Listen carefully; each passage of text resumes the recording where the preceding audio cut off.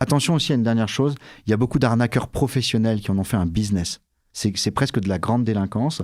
C'est des gens, en fait, qui louent des appartements par dizaines dans Paris. Ils payent rubis sur l'ongle. Et quand ils arrivent dans l'appartement, ils changent tous les meubles. Ils mettent des meubles très Airbnb. Ils rajoutent des canapés lits, etc. Et ils mettent le bien en Airbnb tout de suite. Ils n'y habitent pas. Et ils louent 2 000 € un appartement. Ils vont gagner 6 000 avec par mois. Donc, quand vous en avez 10 ou 15, ça commence à être sérieux. Donc, là aussi, c'est des choses qu'il faut prendre très au sérieux. Et attention, ces gens-là font des faux dossiers locatifs. Ils présentent très très bien, ils font des fausses fiches de salaire, etc. Ils gagnent la confiance du propriétaire, ils rentrent dans les lieux, ils changent la serrure et ils mettent tout sur Booking ou Airbnb. Donc là encore, l'avocat a un rôle, parce que évidemment, quand vous recevez un courrier d'un avocat, ces gens-là se disent, bon allez, celui-là il est foutu, parce que moi je vais faire quoi également? Je vais prévenir Booking et Airbnb de désactiver l'annonce. Donc quand vous coupez la source d'approvisionnement des locations, ce genre de société ou ce genre de personnes, ils arrêtent rapidement, ils ne sont plus intéressés pour rester dans les lieux.